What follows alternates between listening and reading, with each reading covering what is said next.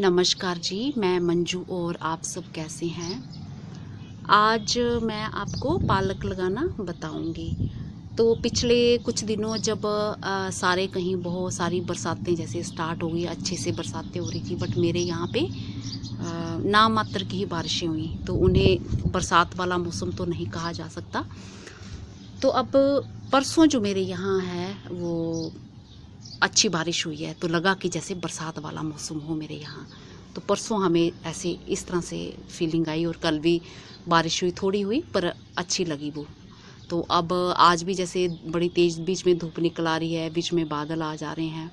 तो जिन दिनों फिर बारिशें नहीं हो रही थी, तो मैंने सोचा चलो थोड़ी सी मैंने सीड लेके पालक के ये ऐसे एक पॉली बैग में, ये पुराना ही पॉली बैग, इसमें कोई कुछ प्लांट्स लगे हुए थे सर्दियों में, तो वही पुरानी मिट्टी पड़ी, मैंने कोई नई मिट्टी नहीं डाली। वही सब खाद खूद सब इसमें पुराना ही डला हुआ, तो उसमें थोड़े से मैंने हल्के से स्प्रिंकल कर दिए थे। तो मुझे लगा कि शायद बारिशों का इंतज़ार हो रहा था कि बहुत ज़्यादा बारिश होंगी, कहीं ख़राब ना हो जाए, जब बहुत सारे फिर कीड़े लग जाते हैं। तो इस चक्कर में मैंने थोड़े से सीड डाले, तो ये देखिए कितनी अच्छी ग्रोथ हो गई है इसकी।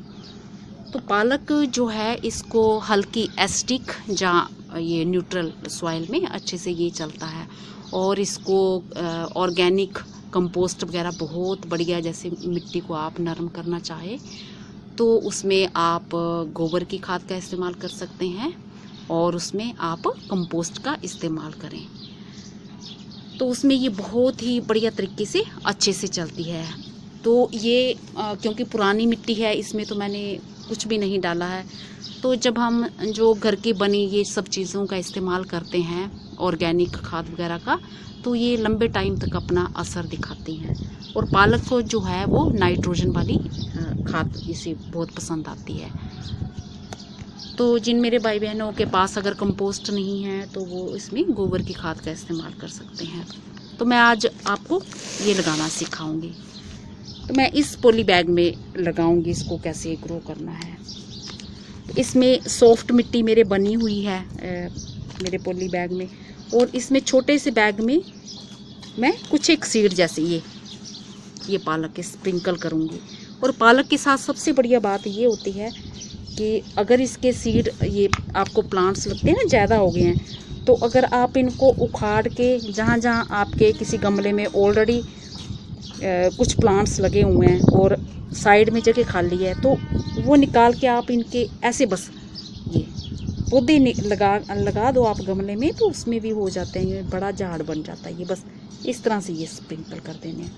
तो इसमें ये मेरे को छोटा सा पॉली बैग है, काफ़ी बड़े लग रहे हैं, बस इस तरह से मिक्स कर देने हैं आपने, ये आप देख रहे हैं। और इसमें आपने हल्का पानी दे देना, मिट्टी थोड़ी मेरी ये मॉइस्ट है।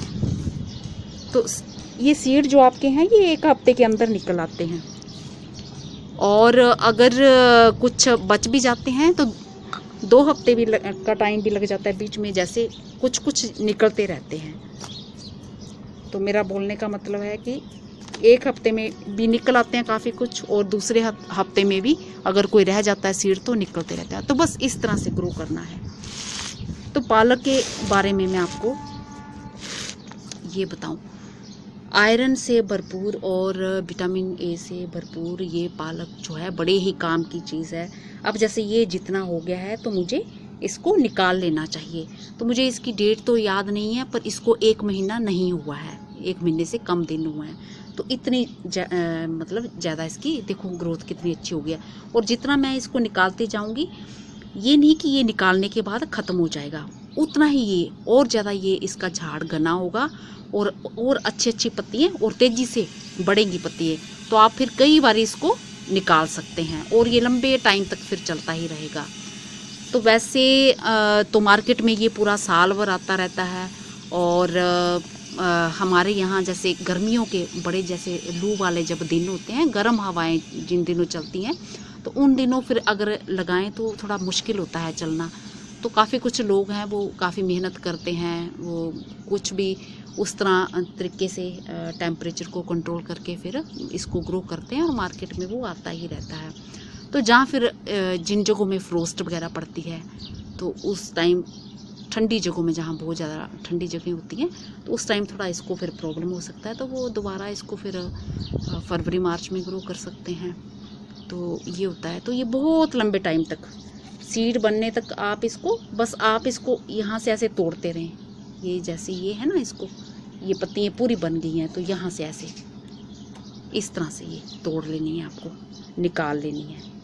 तो यहाँ से और नई नई पत्तियाँ जो हैं आती रहेंगी। ये देखिए इतनी है, बस इतनी पत्ती हैं, अब ये पूरी तोड़ लेनी है। तो ये अब इतनी बड़ी हो गई थी, तो मेरे को तोड़नी थी, तो फिर मुझे लगा कि मैं आपको, जो मेरे बहन भाई लगाने के शौकीन हैं, और किसी ने मेरे को पूछा भी था पालक के बारे में। वैसे तो ये अगले महीने लगाई जाती है, कोई कोई अगले महीने भी लगा देता है, और कोई कोई फिर उससे अगले महीने भी लगा देता है। तो अगस्त में भी लगा सकते हैं इसे, और आप सितंबर में भी ग्रो कर सकते हैं।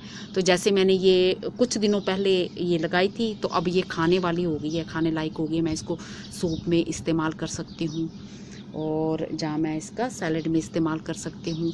तो आप मेरे बहन भाई जैसे जून जुलाई अगर अगस्त में लगा देते हैं, तो वो फिर वो सितंबर में उनकी खाने वाली हो जाएगी। तो जो मेरे बहन भाई पोट में लगाना चाहते हैं, तो ये पोट में बहुत अच्छे से चलती है, छोटे से छोटे पोट में भी चलती है। और कोई आपको ज़्यादा गहरा पोट लेने की भी ज़रूरत नहीं है कि आप सोचो आपके पास गहरा पोट नहीं है तो उतना ही। तो ये देखो, ये छोटा सा पॉली बैग है, तो इसी में मैंने ग्रो कर दी है। जिन मेरे भाई बहनों के बहुत ज़्यादा बारिशें हो रही हैं, तो वो ऐसा करें कि जब इसके सीड को जिस भी पोट में लगाएंगे, तो बहुत ज़्यादा जब बारिशें हो रही हैं, तो उसको उठा के थोड़ा बरामदे में रख लें, और फिर इसको फुल सनलाइट में ही रखना है, ताकि इसके जो सीडलिंग है वो जल्दी से इसकी स्प्राउटिंग स्टार्ट हो जाए, और इसकी जो सीडलिंग भी जल्दी से तैयार हो जाए। अगर आप उनको ट्रांसप्लांट कहीं करना चाहते हैं अपनी मनपसंद जगह में, तो वहाँ भी कर सकते हैं। और अगर ऐसे पोट में रखना चाहते हैं, सीधे एक ही बारी में लगाएं, कहीं उखाड़नी नहीं है, तो इस तरह से आप लगा सकते हैं। तो ये हो सकता है। और जब धूप आती है तेज, फिर आप रख दें। अगर इन दिनों तो खैर बीच में धूप आती है, बीच में थोड़ी छाया आती है, तो अगर मेरे भाई बहन हैं जिनके कोई बाहर रखने की सुविधा नहीं है, तो इंडोर रखना चाहते हैं, उनके ऐसी विंडो है जहाँ पे धूप आती हो, तो वो इसको इंडोर भी छोटे से किसी पोट में लगा के रख सकते हैं, और उसमें भी ये आराम से चल सकती है। पानी का ध्यान, ये जो मैंने पोली बैग में लगाया है, तो पोली बैग का ऐसा है कि चाहे मिट्टी वाले गमले हों, चाहे सीमेंट के गमले हों, तो उनकी जो दीवारें होती हैं वो मोटी होती हैं। अगर हम ज़्यादा पानी डाल देते हैं, तो वो उनको पानी को एब्जॉर्ब कर लेते हैं, और पानी एवेपोरेट हो जाता है, तो ज़्यादा मिट्टी गिल्ली नहीं रहती है। तो उसमें प्लांट्स के जो भी किसी भी किस्म के हम प्लांट्स लें, तो ख़राब होने का डर नहीं रहता। तो ये जो पोली बैग होते हैं, ये पानी को सोखते नहीं हैं, इसलिए जब पानी पड़ता है तो मॉइस्चर लंबे टाइम तक बना रहता है। तो इसलिए अगर पोली बैग में ग्रो कर रहे हैं, तो पानी की जब इसको ज़रूरत होगी, बस मिट्टी को जो है अपने मॉइस्ट पर रखना है, बहुत ज़्यादा गिल्ला नहीं इसको करना है, और ड्रेनेज सिस्टम जो है बढ़िया देना है। और मिट्टी का तो मैंने बता ही दिया कि कोई भी गार्डन के, आप अपने गार्डन की मिट्टी लेके अच्छे से कंपोस्ट मिला दीजिए, गोबर की खाद मिला दीजिए। बस एक बारी अगर आप अच्छे से मिट्टी में ये सब चीज़ें मिला देते हैं, तो फिर अगर आपका मन है तो आप 1 महीने में इसमें लिक्विड ऑर्गेनिक फर्टिलाइज़र का इस्तेमाल कर सकते हैं, तो वो बहुत जल्दी असर करते हैं। जैसे कि गोबर की खाद को 2 दिन आपने पानी में रख दिया, घोल के रख दिया, और फिर उसको इसमें उस पानी को इसमें दे सकते हैं। तो चाहे तो 15 दिन में ले लें, बहुत अच्छी। अगर आप चाहते हैं कि बहुत ही अच्छे रिज़ल्ट रहें, तो खैर वो एक बार जो मिट्टी बनाते हैं अच्छे से खाद ये डाल देते हैं, तो आपको डालने की ज़रूरत नहीं है। पर अगर आप डालना ही चाहते हैं, तो फिर महीने में या 15 दिन में आप दे सकते हैं। और ये रहता है कि जब हम ज़मीन में लगाते हैं, तो ज़मीन में ज़्यादा केयर करने की ज़रूरत नहीं पड़ती, वहाँ तो इसकी रूट्स अच्छे से सब कुछ न्यूट्रिएंट्स ले लेती हैं। तो जो पोट में हम जब लगाते हैं, तो बड़ी लिमिटेड सी खुराक इनको मिलती है, तो इसलिए हमें ज़्यादा केयर करनी पड़ती है और ज़्यादा खुराक देनी पड़ती है। तो आपका जैसा आप अपने प्लांट्स देख लें, तो आप 15 दिन में इसको लिक्विड कोई भी, जैसे कंपोस्ट का वो 2 दिन घोल के रख सकते हैं। जहाँ वर्मी कंपोस्ट को 2 दिन पानी में घोल के रख लिया, और फिर जैसे कि 1 मग लिया तो 10 लीटर पानी में उसको फिर घोला और 2 दिन रखा, और उसको आप इसमें डाल सकते हैं। इनमें जो कीड़ों की मैं बात करूं तो कीड़े जो इनमें आते हैं वो कैटरपिलर वगैरह इस मौसम में खूब सारे इन पे लगते हैं। तो आप थोड़ा सा हल्का सा इस पे जो राख होती है ना उसका इस्तेमाल स्प्रिंकल कर सकते हैं।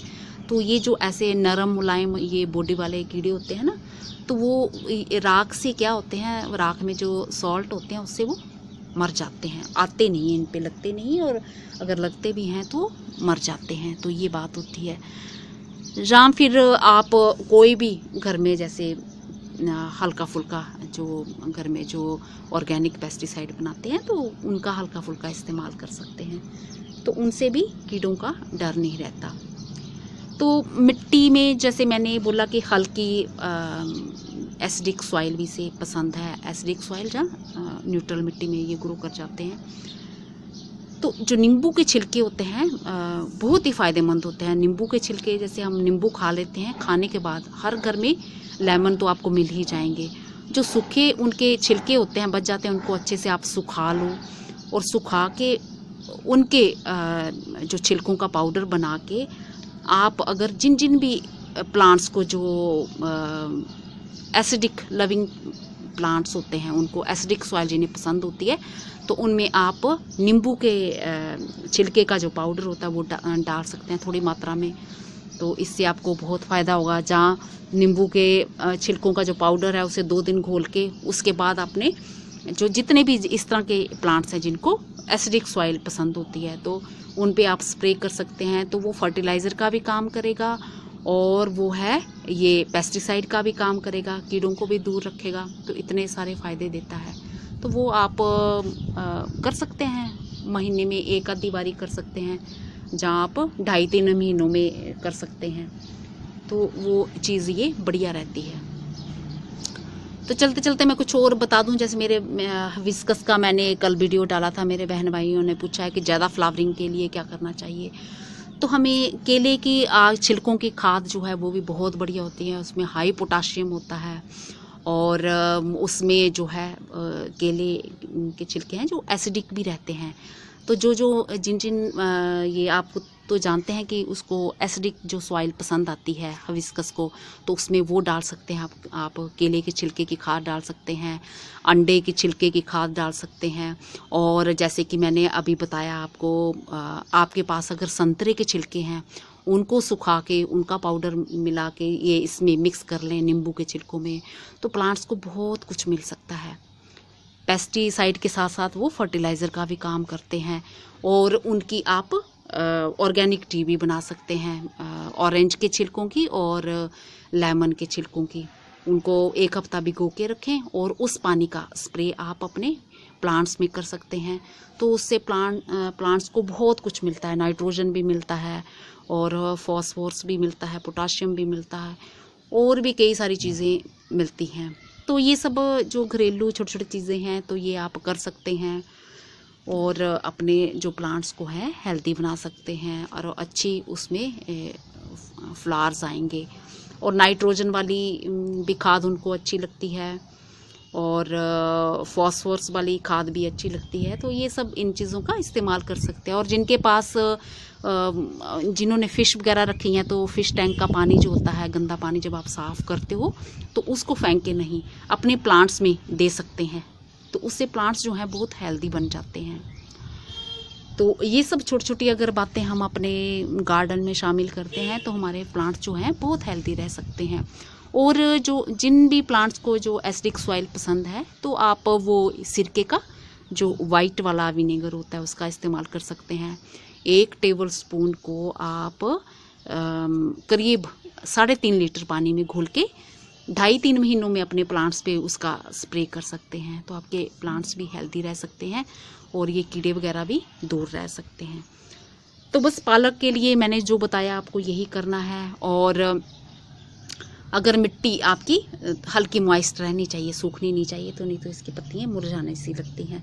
और टाइम टाइम पर इनको तोड़ते रहें, जैसे आप तोड़ेंगे वैसे वैसे ये बहुत फैलता जाएगा। तो होप करती हूँ कि आज का मेरा वीडियो आपको पसंद आया होगा, और जो मेरे बहन भाई लगाना चाहते हैं तो वो लगा सकते हैं। और अगर कुछ कम धूप आती है तो कोई 1 घंटे की धूप भी अगर इसको मिलती है तो भी चलेगा। नमस्ते जी, शुक्रिया। अगर मैं कुछ भूल गई होंगी तो आप मुझसे पूछ सकते हैं।